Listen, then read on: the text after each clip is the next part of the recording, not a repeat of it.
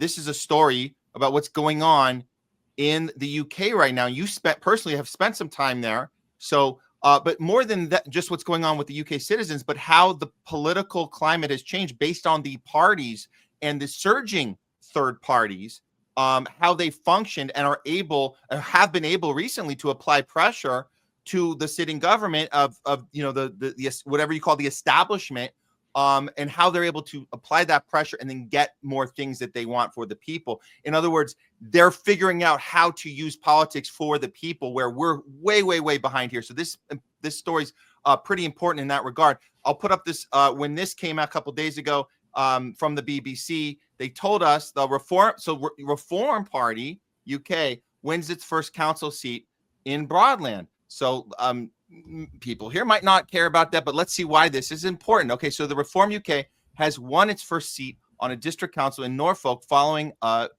by-election.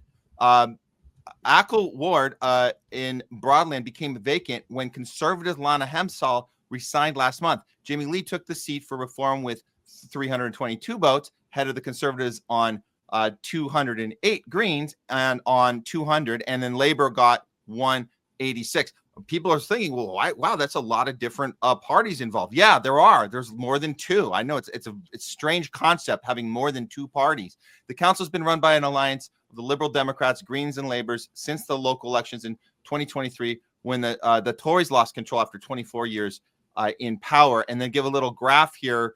The Reform now leads in the latest YouGov voting intention poll with this is from February. This shows the voting poll back a couple months ago, but it shows you guys how different their system is than here. And we were so disappointed, Jay, when the numbers came out here. You had Trump and Kamala, and then third place, I believe we had Jill Stein, Green Party, way down at 1.5 or 1.4%, I believe. And here you can see how it is spread out. Reform with 26%, the Labour Party 25, Conservative at 21, Lib Democrat at 14. Then you have your Green at 9, SMP at 3. It's very much more balanced there. Of course, there's corruption involved there as well. But would you say, Jay, this is an example we need to start at least trying to maneuver towards as far as the U.S. is concerned? Yeah. And, the reason why, which, you'll be able to pull up in those other clips I showed you, is because Reform is pretty much a one-issue party. Now, they do talk about other issues from time to time, but the reason they rose to prominence is because of a guy named Nigel Farage. And, if anyone remembers when Brexit happened, when the UK left the EU, Nigel Farage was the guy who went the most viral and was the loudest in favor of leaving the European Union, specifically because he wanted the UK to have full control over its borders, so they would be able to, cut off the flow of immigration. So their number one issue since they've been formed has always been immigration. It's the main reason why they've gained this sort of popularity in the UK.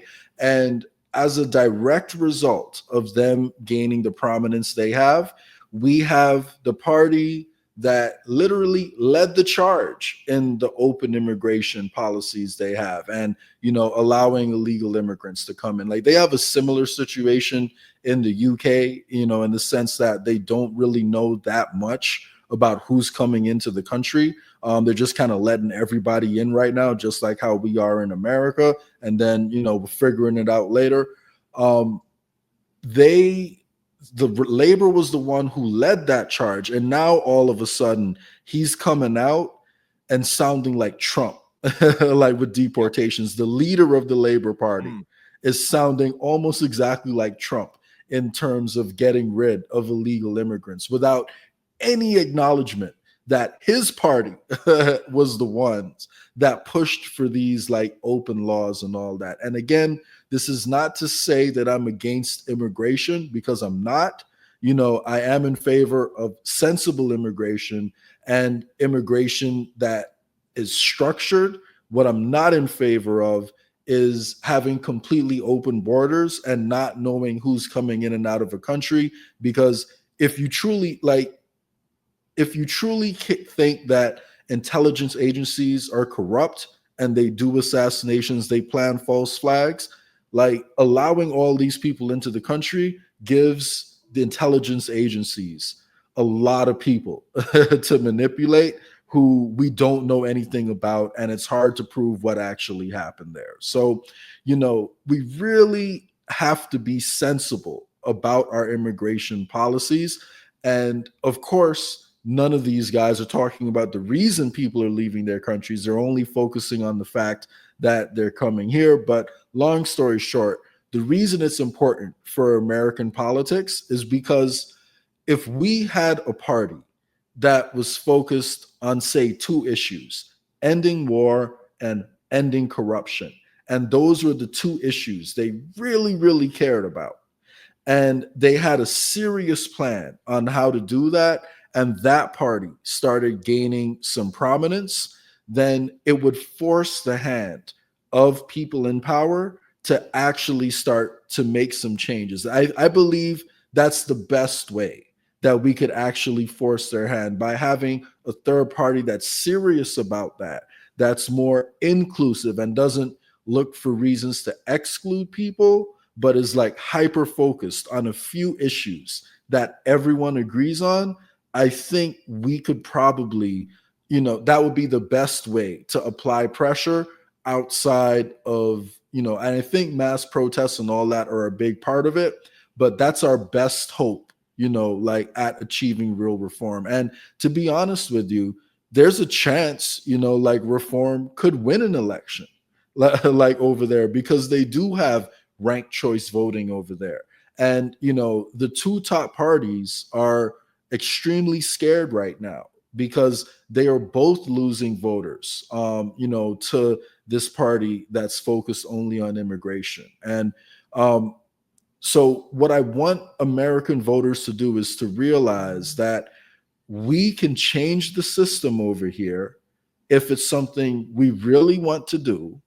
And the best way to do that is to focus on the end goal and then spread the message about what that end goal looks like, so we can get everyone on the same page. And I believe if American people get on the same page, then maybe we can start to get some of these reforms. Because again, this is not saying that the UK does everything right. They definitely have a lot of issues in their own country. However, they do have, a better, at least before COVID, they had, a better performing healthcare system, than we did.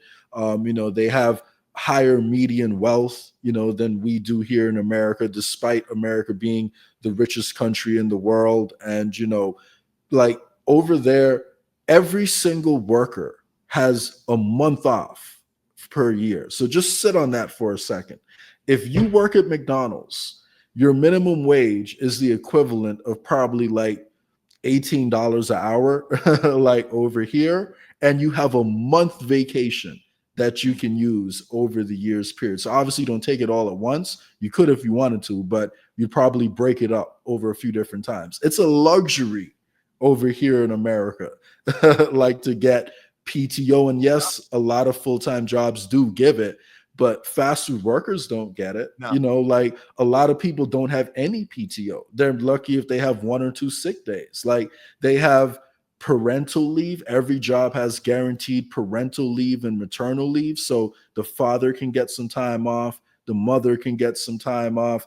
They have, programs, that make it a lot easier for first-time homeowners over there. So again, and they don't consider themselves a socialist country. Like they have the same reaction to that word that a lot of Americans have to that word. Yet a lot of the policies that they take as given are policies that we would consider socialist over here in America. So it's just to say, when there's more parties involved, you can really get apply more pressure to the two main parties. Because right now, Democrats just play good cop, bad cop.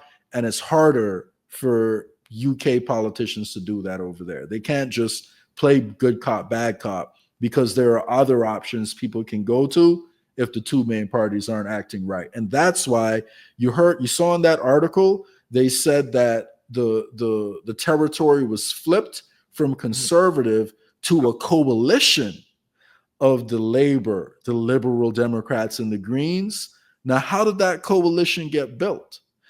Labor, which is the biggest one of those parties, had to give concessions to the Greens and the liberal Democrats to get them to join that coalition. So together they had a higher share of votes than the conservatives.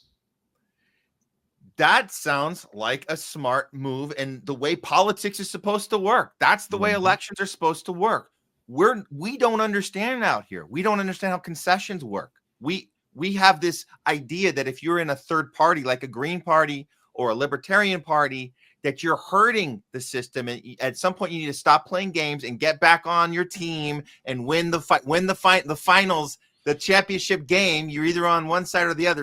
There's no room for 5-6 teams in a championship match, right? You got to get on, stop playing games. No, we're not playing games. We're saying we're going to stick with this third party until you make a change. If you want to earn my vote, you got to make a change. If you don't make that change, you don't get my vote. This is a concept that American people don't get. I guess that's the difference, right, Jay?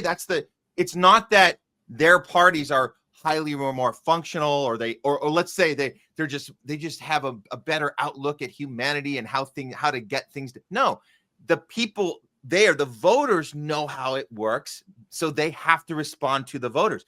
Our job here is to educate people on how the voting system works, because if more people knew that, the Democratic Party and the Republican Party would be forced to make those concessions. But people don't know that, and then that's why we end up with an outcome of an election that absolutely should have had better numbers for Jill Stein, or for what is that, the Libertarian guy, Chase Oliver.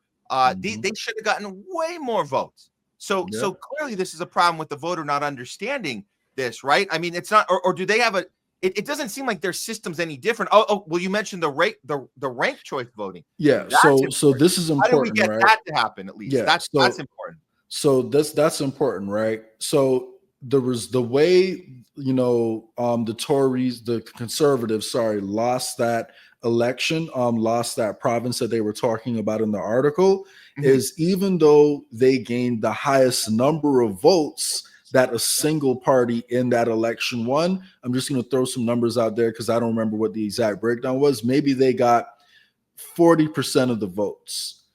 The Labor came in with 35% of the votes. The Greens came in with 10% of the votes. And then the Liberal Democrats, maybe got 2%. And then the Labor Party, the Liberal Democrats, and the Greens combined all of their votes together to form a governing coalition. So together they could defeat the conservatives. But if you were to apply that in America, say, for example, the only way, again, this is just hypothetical, the only way you get Jill Stein and the Greens to agree to join this coalition with the Democrats is if the Democrats agree to end arms sales to Israel and to provide Medicare for all for American voters, right?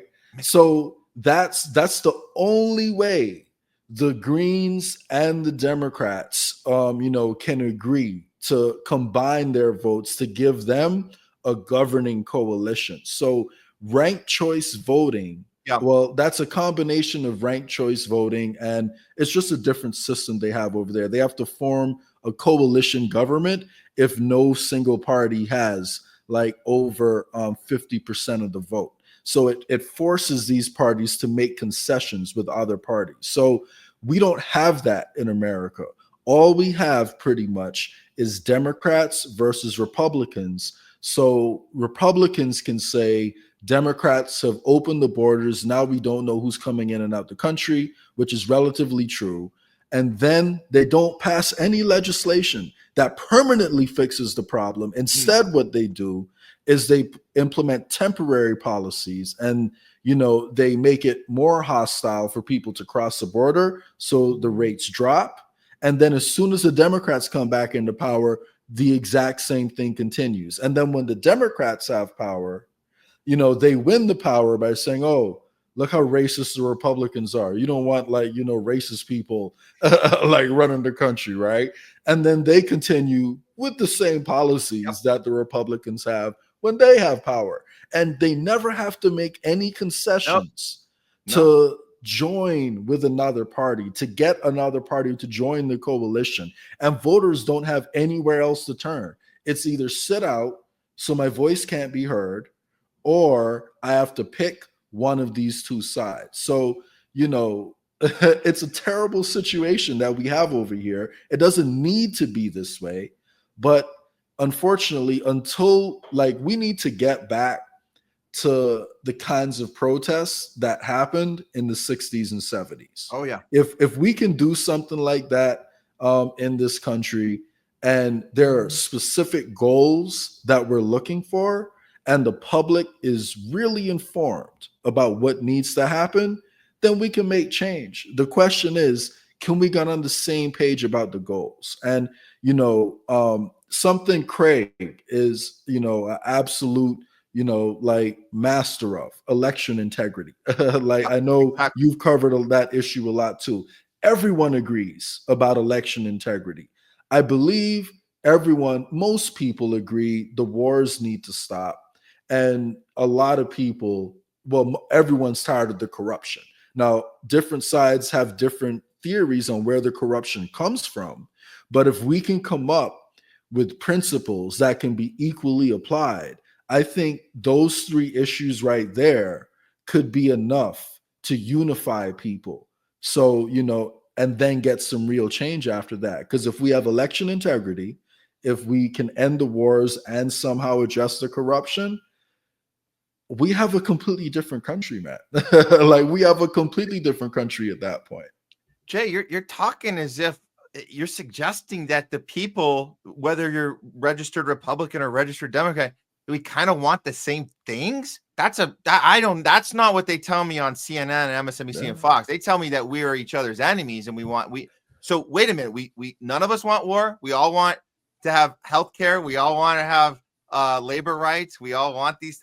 We're all kind of supposed to be against censorship. We're kind of also there's this list of things that I was told my enemy, the other party, the other color, was against. And now what you're saying sounds completely contrary to what we've been told our entire lives. It's fascinating. So they figured this out in the UK. We have not figured this out here. Yeah. And one of the things, I agree with a lot of the Green Party's platform, but that's my biggest issue with the Green Party that I've found as I've spoken to people within that party. They seem to be very exclusionary, and they have that same streak that the Democrats have, that if you don't agree with everything that I say, then, you're some type of ist. You're a conspiracy theorist if you don't believe in the jab.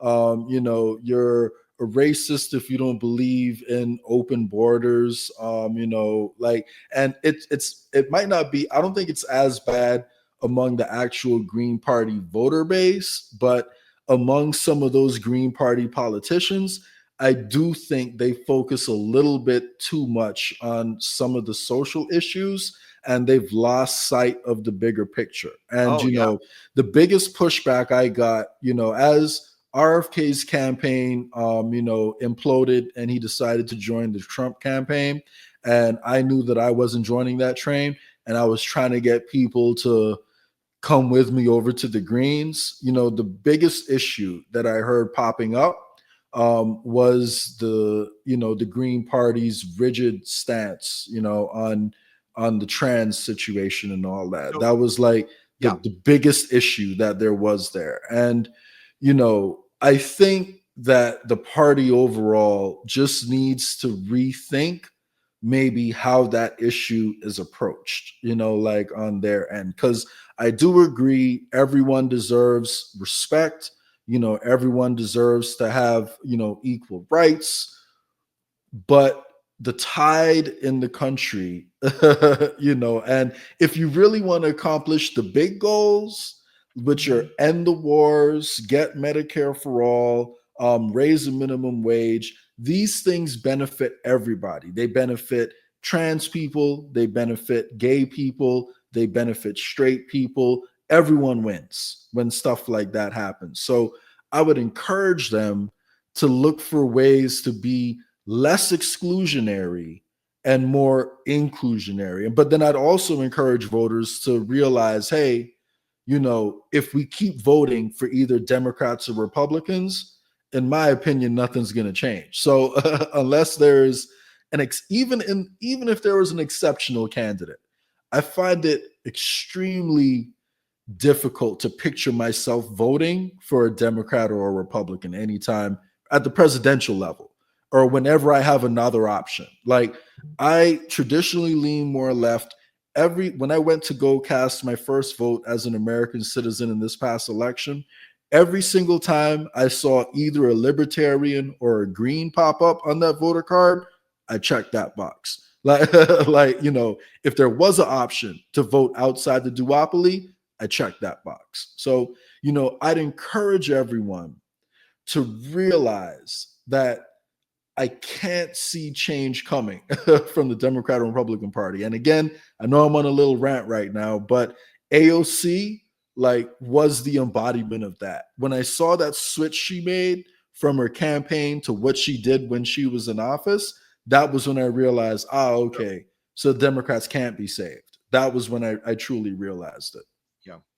Well, we might have to start from scratch because I agree with you. The Greens are going in the exact direction as the Dems. When we went to Chicago to do the DNC, we all went to this Green Party event, and we were there with Craig Pasta, Kit Cabello, Harlan's Media was there, RBN was there, Nick Cruz, and when we walk into this little room, I think it was out of this church in Chicago. We walk in, and the very first thing we see is this sign. And it's the checkbox, right? They're not saying you're not allowed in if you don't check these boxes, but that's what they're saying.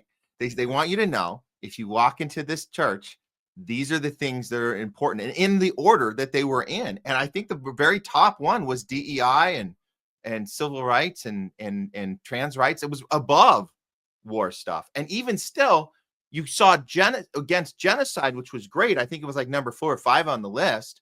Good.